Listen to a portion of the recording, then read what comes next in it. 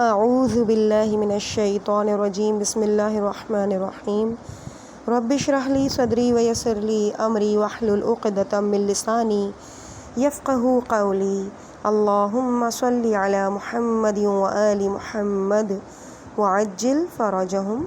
کاشانۂ بصیرت کے انتہائی محترم اور معزز سامعین، السلام علیکم ورحمۃ اللہ وبرکاتہ۔ میں زہرا علی کتاب ملاقات با امام زمانہ کی جلد نمبر 1 کے ریڈنگ کے پارٹ نمبر 9 کے ساتھ آپ کے سامنے حاضر خدمت ہوں۔ الحمدللہ صفحہ نمبر 196 اور حکایت نمبر 38 کا آغاز کر رہی ہوں۔ جن لوگوں نے حضرت صاحب الامر علیہ السلام کی خدمت میں حاضر ہو کر فیض حاصل کیا اور مشکل سوالات کے جواب حاصل کیے، ان میں سے ایک عالم بزرگوار مقدس اردبیلی رضوان اللہ تعالی علیہ متوفی ہجری 993 ہیں۔ وہ بزرگی اور پرہیزگاری میں بہت بلند مقام رکھتے تھے۔ متقی، عابد، زاہد اتنے تھے کہ اگر وہ کسی کو تقوی اور پرہیزگاری میں مثال دینا چاہتے تو علامہ مقدس اردبیلی کے ساتھ تشبیہ دیا کرتے۔ مشہور یہ کہ کبھی کبھی مشکل مسائل علامہ مقدس اردبیلی کو پیش آتے تھے۔ جب ان کے حل کرنے میں عاجز ہو جاتے تو حضرت علی کی ذریعہ مقدس پر تشریف لے جاتے، حضرت کی خدمت میں مسائل پیش کرتے اور حضرت ان مسائل کا جواب دیتے۔ امامت اور دین کے متعلق اس قسم کا یقین اور زہد اور تقوی میں اتنا بلند مقام قابل تعجب ہے۔ علامہ اردبیلی مرحوم کے شاگردوں میں سے ایک خاص شاگرد جو ان کے زمانے میں پڑھتا تھا اور استاد بزرگوار کی زندگی کے اسرار سے بھی واقف تھا، بیان کرتا ہے کہ ایک رات کو تقریباً آدھی رات سے زیادہ وقت گزر چکا تھا اور مطالعہ کر کے تھک چکا تھا۔ میں امیر المومنین علیہ السلام کے حرم مطہر میں موجود تھا۔ اس نورانی فضا میں اچانک ایک آدمی نظر آیا جو حرم کی طرف آ رہا تھا، حالانکہ حرم مطہر کے تمام دروازے مقفل تھے۔ جستجو کے خیال سے میں نے اس کا پیچھا کیا۔ میں نے دیکھا کہ وہ حرم کے دروازے کے نزدیک پہنچا تو اس کا تالا خود بخود کھل گیا اور حرم کا گیٹ کھل گیا۔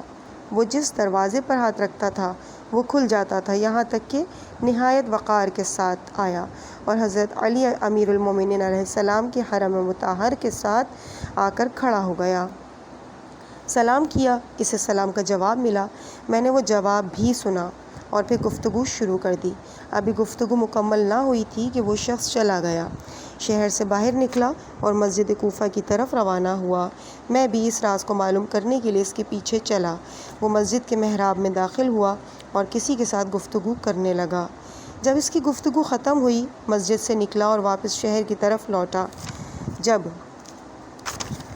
نجف اشرف کے دروازے کے قریب پہنچا، صبح صادق نمودار ہوئی، لوگ آہستہ آہستہ نیند سے بیدار ہو رہے تھے اور اللہ تعالیٰ کی بارگاہ میں حاضر ہو رہے تھے۔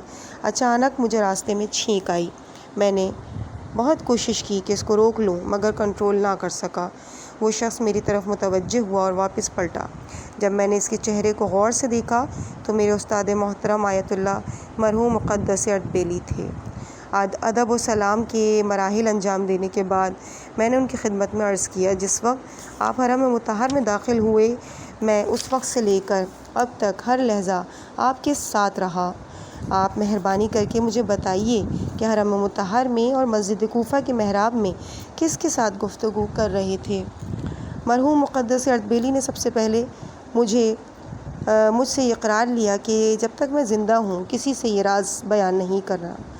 پھر اس کے بعد فرمایا، میرے بیٹے، کبھی کبھی مسائل کا حل کرنا میرے لیے مشکل ہو جاتا ہے، چونکہ ان کے حل کے لیے عاجز ہو جاتا ہوں، اس لیے حلال مشکل حضرت علی بن ابی طالب علیہ السلام کی بارگاہ میں حاضر ہو کر ان مسائل کا جواب حاصل کرتا ہوں۔ اس گزشتہ رات کو امیر المومنین نے حضرت صاحب الزمان علیہ السلام کی طرف رہنمائی فرمائی اور ارشاد فرمایا، میرا بیٹا مہدی علیہ السلام مسجد کوفہ میں تشریف فرما ہے، وہ تمہارا امام ہے، اس کے پاس جاؤ اور مسائل کے جوابات حاصل کرو۔ میں ان کے فرمان کے مطابق مسجد کوفہ میں داخل ہوا اور حضرت صاحب الامر علیہ السلام محراب میں کھڑے تھے، یعنی اپنے مولا حضرت امام مہدی علیہ السلام کی خدمت میں اپنی مشکلات پیش کیں اور ان کے بارے میں جوابات دریافت کیے۔ حکایت نمبر 39۔ مرحوم علامہ مجلسی علیہ الرحمہ نے کتاب ملحقات انیس العابدین سے اور علامہ نوری علیہ الرحمہ نے کتاب نجم الثاقب میں بیان کیا۔ سید ابن طاؤس قدس اللہ سرہ فرماتے تھے کہ ایک مرتبہ حضرت صاحب الامر ارواحنا فدا عجل اللہ تعالی فرجہ شریف کے سرداب مطہر سے نزدیک صبح صادق ان مناجات کو میں نے سنا۔ وہ فرماتے تھے، ترجمہ: اے اللہ، ہمارے شیعوں کو ہمارے نور کی شعاع اور ہماری بچی ہوئی طینت سے تو نے پیدا کیا، اور انہوں نے اکثر گناہ ہماری محبت اور ولایت کے بھروسے پر کیے۔ اگر ان کے گناہ ایسے ہیں کہ تیرے اور ان کے درمیان ہی رابطہ ہے تو تو ان سے درگزر کر، پس ہم راضی کیا، اور اگر ان کے گناہ خود ان سے متعلق ہیں تو تو خود ان میں اصلاح فرما، اور خمس میں سے جو ہمارا حق ہے ان میں سے انہیں عطا فرما، تاکہ وہ راضی ہو جائیں، اور ان شیعوں کو ہمارے دشمنوں کے ساتھ اپنی ناراضگی میں اکٹھا نہ کر۔ حکایت نمبر 40۔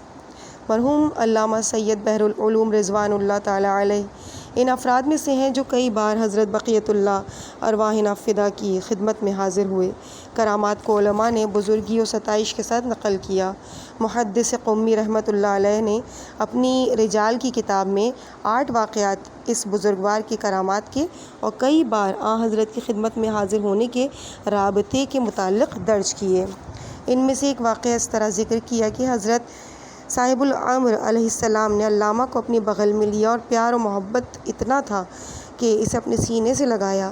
امام زمان علیہ السلام کی زیارت کے مشتاق ملکوتی صفات اپنے اندر کیسے پیدا کرتے ہیں، اور اس قسم کے مدارج عالیہ کیسے طے کرتے ہیں، اور کس انداز میں اپنے نفس کی تربیت کرتے ہیں، اس قدر پاکیزگی اور تزکیہ نفس کرتے ہیں کہ حضرت حجت خدا کے سینہ اقدس جگہ نصیب ہوتی ہے۔ ایک دن علامہ بحر العلوم کو خلاف عادت حضرت امیر المومنین سلام اللہ علیہ کے حرم مطہر کے سامنے کھڑے تھے، اور ذکر و زیارت کی بجائے آنکھوں میں آنسو، دل میں شورش، دل نشین آواز کے ساتھ اس شعر کو آہستہ آہستہ پڑھ رہے تھے، یعنی چہ خوش است صوت قرآن زتو دل ربا با شنیدن۔ جب اس بزرگوار سے اس فعل کا سبب پوچھتے ہیں تو علامہ فرماتے ہیں، میں چاہتا تھا کہ حرم میں حاضری دوں، لیکن میری نظر نورانی وجود حضرت حجت صلوات اللہ علیہ پر پڑی کہ اوپر والی جگہ پر بیٹھے ہوئے روح پرور آواز کے ساتھ کلام اللہ کی تلاوت فرما رہے تھے۔ میں نے جب اس جان فرا آواز کو سنا تو وہ شعر کے کلمات میری زبان پر جاری ہوئے ہیں۔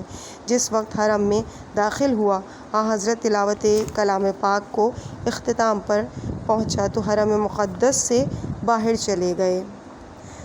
تحلیات ولی العصر ریفرنس۔ اس کے بعد حکایت نمبر 41 ہے، پیج نمبر 203۔ جس وقت علامہ بحر العلوم مکہ مکرمہ میں قیام فرما تھے، حالانکہ اپنے عقیدت مندوں اور وابستگان سے دور تھے، مگر پھر بھی محتاجوں، کمک طلب کرنے والوں اور طلباء کے لیے عطا و بخشش میں کوتاہی اور سستی نہ کرتے تھے۔ ایک دن علامہ صاحب کا مقسم انہیں خبر دیتا ہے کہ اب ذخیرے میں دینار ختم ہو چکے ہیں، اس لیے ان کے بارے میں سوچیں۔ اس کے بعد جو ماجرا پیش آیا وہ ان کی زبانی سے سنتے ہیں۔ سید بحر العلوم نے مقسم کو کوئی جواب نہ دیا۔ مکے میں علامہ صاحب کی یہ عادت تھی کہ ہر روز صبح سویرے خانہ کعبہ کا طواف کرتے تھے، وہاں سے واپس لوٹ کر اپنے مخصوص کمرے میں تھوڑی دیر کے لیے آرام فرماتے۔ اس وقت میں ان کے لیے جو حقہ تیار کر کے دیتا تھا جسے وہ عادتاً پیتے تھے، پھر وہ دوسرے کمرے میں چلے جاتے تھے تاکہ درس شروع کریں۔ دوسرے دن طواف کعبہ سے واپس آئے اور میں نے حقہ پیش کیا۔ اچانک دروازے پر دستک آئی۔ سید شدت کے ساتھ پریشان ہوئے اور مجھے فرمایا، یہاں سے حقہ اٹھا لو، اور خود جلدی کے ساتھ دروازے کی طرف دوڑے اور اسے کھولا۔ ایک مرد جلیل القدر عربی معلوم ہوتا تھا۔ جب اندر داخل ہوئے اور سید کے مخصوص کمرے میں بیٹھے۔ سید بھی نہایت ادب کے ساتھ دروازے کے ساتھ بیٹھ گئے۔ 2 گھنٹے تک انہوں نے آپس میں تنہائی میں گفتگو کی اور ایک دوسرے کے ساتھ کلام کرتے رہے۔ جس وقت وہ جلیل القدر آدمی اٹھے، سید بھی فوراً اٹھے، جلدی سے دروازہ کھولا اور ان کا ہاتھ چوما، پھر انہیں اونٹ پر سوار کیا جو وہاں بیٹھا ہوا تھا۔ مہمان چلے گئے اور سید واپس لوٹ گئے، مگر چہرے کا رنگ متغیر تھا۔ اس وقت حوالہ جو سید کے ہاتھ میں تھا مجھے دیا اور فرمایا، اس حوالے کو فلاں آدمی یعنی زرگری کے پاس لے جاؤ، کوہ صفا میں اس کی دکان ہے، جو کچھ تمہیں دے وہ قبول کر لو اور لے آؤ۔ میں حوالہ لے کر اس شخص کے پاس گیا۔ جس وقت اس نے اسے دیکھا، بوسہ دیا اور کہا، چند آدمی مال اٹھانے والے لے آؤ۔ میں 4 آدمی لے گیا۔ زرگرز نے ہر ایک کو بوری میں اتنے ریال ڈال دیے جتنے وہ اٹھا سکتا تھا۔ بوریوں کو ریالوں سے بھرا اور وہ اپنے کندھے پر اٹھا کر مکان کی طرف چلے۔ ایک دن میں نے ارادہ کیا کہ اس زرگر کے پاس جاؤں تاکہ اس کے حالات معلوم کروں اور اس آدمی کے بارے میں معلومات حاصل کروں جس نے حوالہ دیا تھا، لیکن جس وقت میں کوہ صفا پر پہنچا وہاں کوئی دکان نہ تھی۔ اس زرگر کے متعلق جستجو کی، جواب ملا، جس قسم کا تو زرگر پوچھتا ہے یہاں آج تک ایسا آدمی نہیں دیکھا۔ میں سمجھ گیا یہ بھی ایک راز الہی ہے اور حضرت ولی العصر علیہ السلام کی عنایات اور الطاف میں سے ایک عنایت یہ تھی۔ حکایت نمبر 42۔ جہان اسلام میں شیعہ فقہا میں سے ایک علمی اور عملی شخصیت جس کی شہرت مسلمانوں کے تمام ممالک میں تھی اور بعض علماء کی طرف سے اسے خاتم الفقہا اور مجتہدین کے لقب سے نوازا گیا، یعنی شیخ مرتضیٰ انصاری رضوان اللہ تعالی علیہ گزرے ہیں۔ جناب حضرت جابر ابن عبداللہ انصاری رسول خدا صلی اللہ علیہ وآلہ وسلم کے گراں قدر صحابی کی اولاد میں سے تھے۔ علامہ محدث نوری رحمۃ اللہ علیہ نے متدرک کے آخر میں ان کے بارے میں لکھا ہے، خداوند کریم نے جابر پر اپنا فضل کیا کہ اس کی اولاد میں ایسا آدمی پیدا کیا جس نے علم و تحقیق، زہد اور عبادت کیا اور قیاس و فراست کے ساتھ دین اور ملت کی خدمت انجام دی۔ شیخ مرتضیٰ انصاری قیادت و رہبری کے وقت اپنے زمانہ مرجعیت اور نائب امام اور خدمت گزار مہدی علیہ السلام سرور مولا صاحب الزمان علیہ السلام تھے۔ حضرت کی ہر وقت ان پر توجہ اور نظر خاص ہوتی تھی۔ ان کے شاگردوں میں سے ایک شاگرد نے بیان کیا کہ آدھی رات کا وقت تھا، میں کربلا معلی میں اپنے گھر کے باہر آیا۔ گلی کوچوں میں کیچڑ و اندھیرا تھا، اس لیے میں نے اپنے ہمراہ ایک چراغ اٹھایا ہوا تھا۔ دور سے ایک آدمی آتا ہوا مجھے دکھائی دیا۔ جب میں اس کے قریب پہنچا تو وہ معلوم ہوا کہ استاد محترم شیخ مرتضیٰ انصاری ہیں۔ میں نے انہیں دور سے پہچان لیا کہ تشریف لا رہے ہیں۔ انہیں دیکھتے ہی میں سوچنے لگا، اپنے دل میں یہ خیال کیا کہ بزرگوار اس وقت رات کو جبکہ گلی کوچوں میں کیچڑ ہے، آنکھیں ضعیف ہیں، کہاں تشریف لے جا رہے ہیں۔ میں ان کے پیچھے چلنے لگا، صرف اس لیے کہ کوئی مخالف کہیں کمین گاہ میں بیٹھا ہوا نہ ہو۔ شیخ چلتے چلتے ایک گھر کے دروازے پر کھڑے ہو گئے۔ وہاں کھڑے ہو کر ایک خاص توجہ کے ساتھ زیارت جامعہ پڑھی، پھر اس گھر میں داخل ہوئے۔ اس کے بعد مجھے کوئی چیز نظر نہیں آئی، البتہ شیخ صاحب کی آواز سنائی دیتی تھی کہ کسی کے ساتھ گفتگو کر رہے ہیں۔ 1 گھنٹے کے بعد حرم مطہر کی طرف لوٹ آئے تو شیخ صاحب کو بھی وہاں دیکھا۔ اس کے بعد جناب کی خدمت میں حاضر ہوا اور اس رات کی داستان کے بارے میں جستجو کرنے لگا۔ بہت زیادہ اصرار کرنے کے بعد مجھ سے فرمایا، کبھی کبھی امام ولی العصر علیہ السلام کی خدمت میں حاضر ہونے کے لیے اجازت طلب کرتا ہوں، اس وقت اس مکان کے قریب جسے تو تلاش نہیں کر سکتا جاتا ہوں اور زیارت جامعہ کو پڑھتا ہوں تاکہ ان کی دوبارہ اجازت ملے اور حضرت کی خدمت میں حاضر ہو سکوں۔ حاضر ہو کر ان کی خدمت میں ضروری مطالب پیش کرتا ہوں، ان میں حضرت سے مدد طلب کرتا ہوں اور پھر واپس لوٹ جاتا ہوں۔ پھر شیخ مرتضیٰ انصاری نے مجھ سے عہد و پیمان لیا کہ جب تک میں زندہ ہوں اس واقعے کو کسی کے سامنے بیان مت کرنا۔ حکایت نمبر 43۔ شہر حلہ میں کئی قابل وثوق اشخاص اور شیعوں نے بیان کیا کہ حلہ کے اطراف میں ایک دیہات بنام ہرقل تھا۔ ایک آدمی وہاں کا رہنے والا جس کا نام اسماعیل ابن حسن ہرقلی تھا، اس نے بیان کیا کہ میری جوانی کے عالم میں میرے بائیں ران پر ایک غدود نکل آیا جو ہر سال موسم بہار میں رسنے لگتا جاتا تھا۔ پیپ اور خون بہت زیادہ نکلتا تھا۔ اس مرض نے مجھے ہر قسم کا کام کرنے سے روک دیا تھا۔ ایک سال تکلیف بہت زیادہ ہو گئی۔ میں حلہ میں جناب سید ابن طاؤس کی خدمت میں حاضر ہوا، اپنی تکلیف اور مرض کی شکایت کی۔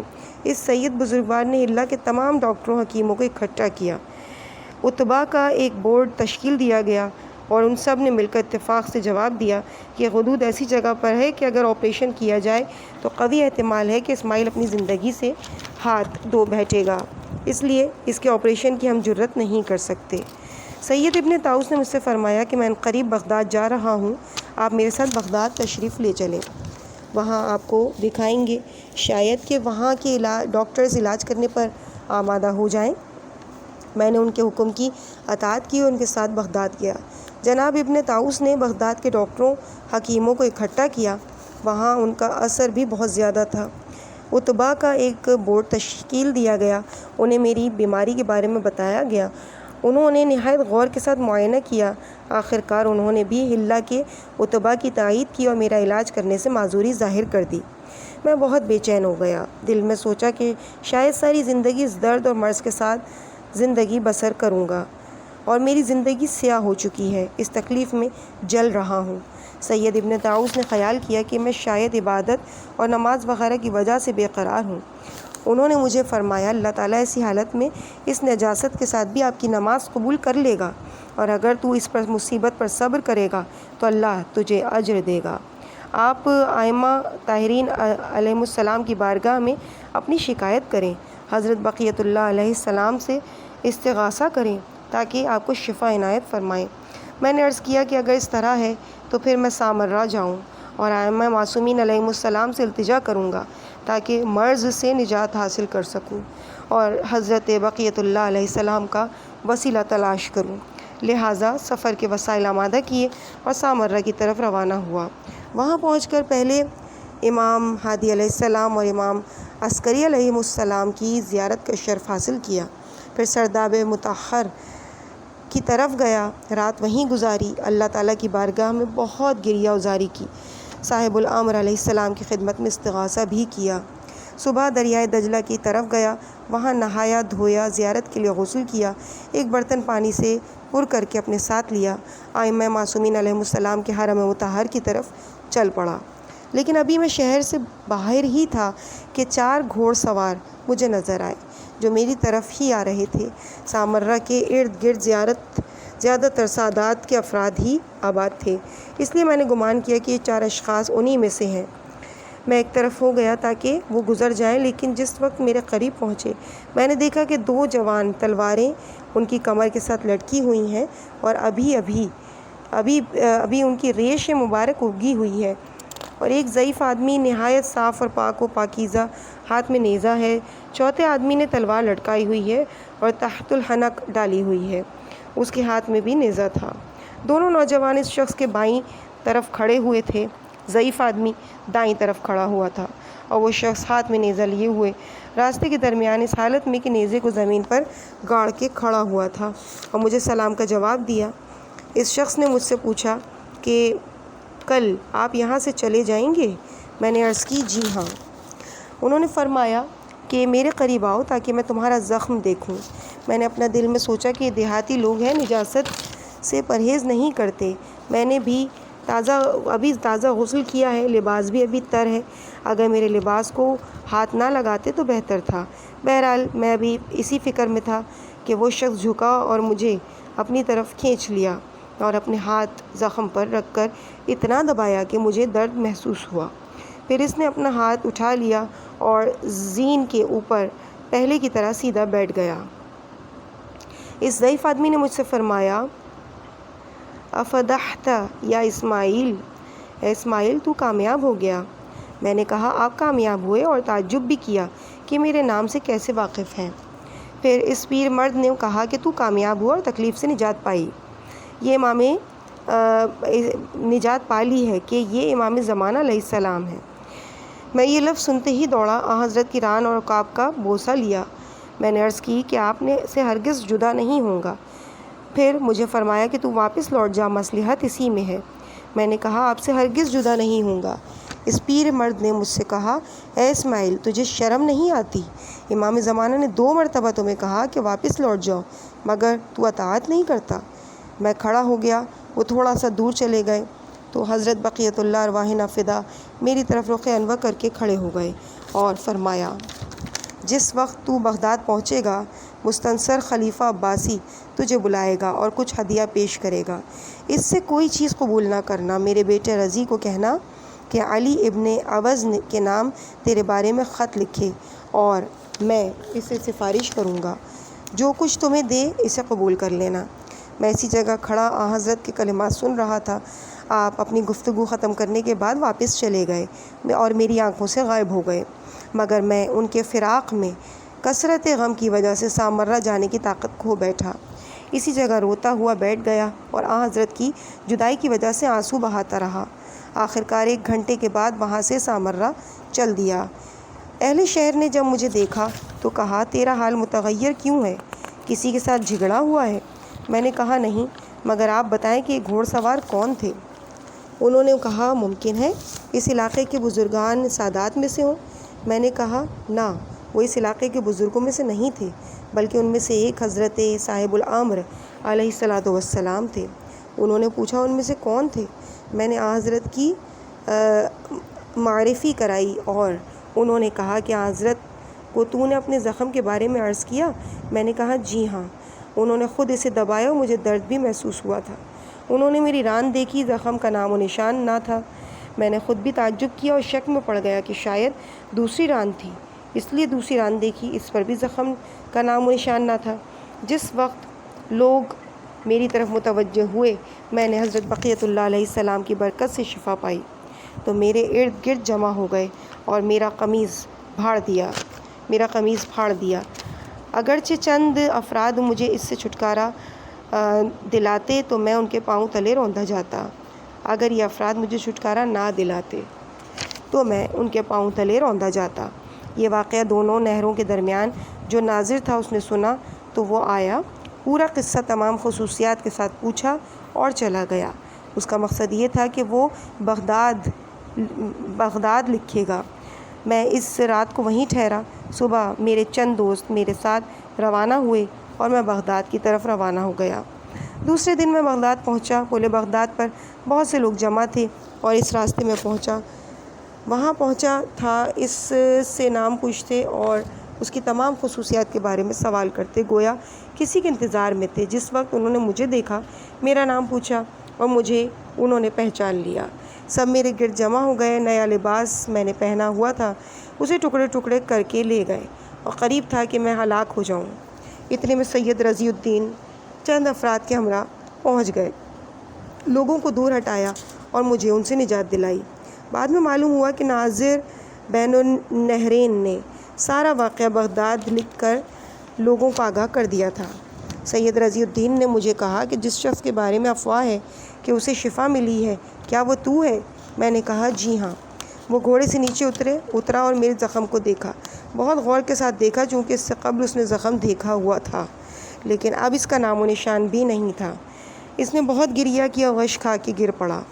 جس وقت ہوش میں آیا مجھے کہا کہ تیرے پہنچنے سے پہلے وزیر نے مجھے بلایا تھا اور کہا تھا کہ سامرہ سے کوئی آدمی آ رہا ہے کہ خدا نے اسے بقیت اللہ علیہ السلام کے وسیلے سے شفا دی ہے، وہ تیرا واقف ہے اور اس کے متعلق مجھے جلد خبر لا کر دے۔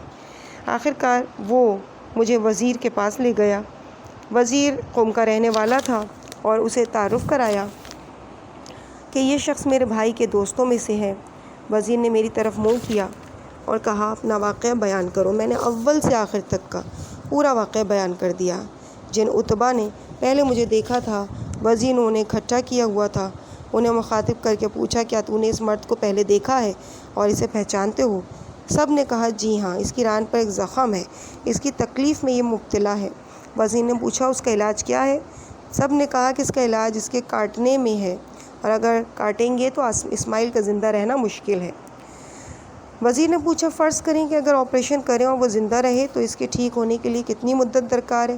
انہوں نے کہا کم از کم 2 مہینے ضروری ہیں، لیکن وہ جگہ سفید ہی رہے گی اور اس پر بال نہیں اگیں گے۔ وزیر نے پوچھا آپ کو کتنے دن ہوئے اس کا زخم دیکھا تھا؟ انہوں نے کہا اس سے تقریباً 10 دن قبل دیکھا تھا۔ وزیر نے کہا قریب آؤ، اور اسماعیل کی ران برہنہ کی اور انہیں دکھائی تو سب نے تعجب کیا۔ ان میں سے ایک عیسائی تھا، اس نے کہا خدا کی قسم یہ حضرت مسیح کا معجزہ ہے۔ آخر کار یہ خبر خلیفہ تک پہنچی۔ اس نے وزیر کو بلایا اور حکم دیا کہ اسماعیل کو میرے پاس لاؤ۔ وزیر نے مستنصر یعنی خلیفہ کے پاس لے گیا۔ اس نے مجھ سے کہا کہ اپنا پورا واقعہ بیان کرو۔ میں نے پورا قصہ بیان کیا۔ اس نے اپنے نوکر کو حکم دیا کہ ایک تھیلی دینار کی سے عطا کرو۔ اس تھیلی میں 1000 دینار تھے۔ میں نے قبول کرنے سے انکار کر دیا۔ خلیفہ نے پوچھا کس سے ڈرتا ہے؟ میں نے کہا اس سے جس نے مجھے شفا دی ہے، کیونکہ حضرت نے مجھے خود فرمایا کہ مستنصر سے کوئی چیز قبول نہ کرنا۔ خلیفہ بہت پریشان ہوا اور گریہ کرنے لگا۔ اسماعیل ہرقلی کا یہ واقعہ تھا جو کئی کتابوں میں درج ہے۔ حضرت نوری نے نجم الثاقب میں اور علامہ اربلی نے کشف الغمہ میں لکھا ہے، اور وہ کہتا ہے کہ واقعہ حلہ میں بہت زیادہ مشہور ہوا۔